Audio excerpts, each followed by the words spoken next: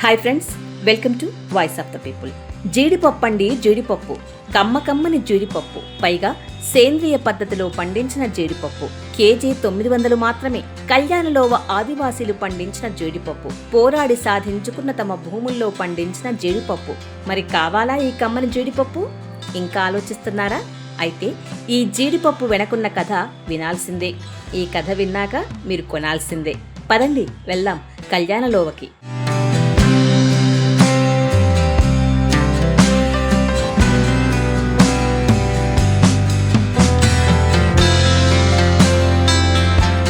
కళ్యాణలోవ పేరు బాగుంది కదా. ఈ ప్రాంతం అనకాపల్లి జిల్లా రావికౌంతం మండలంలో ఉంది. ఈ పేరు వెనుక కూడా ఓ కథ ఉంది. ఇక్కడి ఆదివాసులు చెప్పే సంగతుల ప్రకారం 7 ఆదివాసీ అక్క చెల్లెళ్ళు తమ సోదరుడికి ఇక్కడ వివాహం జరిపించారట. అందుకే ఇది కళ్యాణలోవ అయిందట.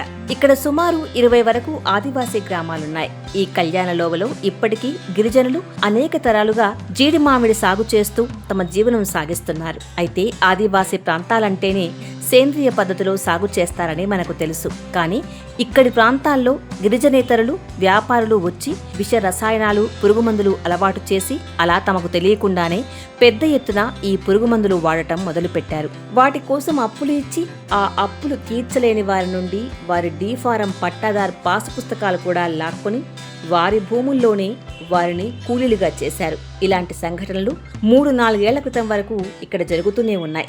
ఈ పరిస్థితిని గమనించి అక్కడి ఆదివాసీ ప్రజలతో పనిచేసే పిఎస్ అజయ్ కుమార్ ఈ సమస్య పరిష్కారం కోసం కృషి మొదలుపెట్టారు.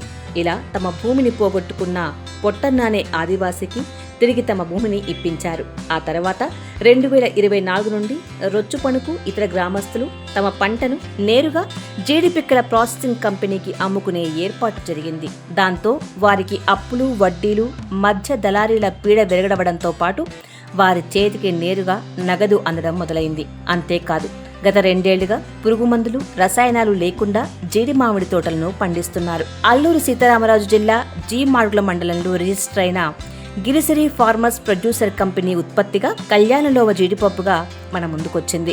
గత 2 సంవత్సరాలుగా 110 మంది రైతులు తమ జీడి మామిడి తోటలకు రసాయనిక విష ఎరువులు, రసాయనిక పురుగుమందు విషాలు వేయటం లేదు. వచ్చే సంవత్సరానికి 3 సంవత్సరాలు పూర్తవుతుంది కనుక వారికి ఆర్గానిక్ రైతుల ధ్రువపత్రం వచ్చే అవకాశం ఉంది. అందుకోసం ప్రయత్నాలు కూడా జరుగుతున్నాయి. 2024లో 4 గ్రామాల ఆదివాసీలు 76 లక్షల విలువైన జీడి మామిడి పిక్కలను నేరుగా కంపెనీకి అమ్మారు. ఈ ఏడాది ₹1 కోటి విలువైన జీడి మామిడి పిక్కలను కంపెనీకి వేసుకున్నారు.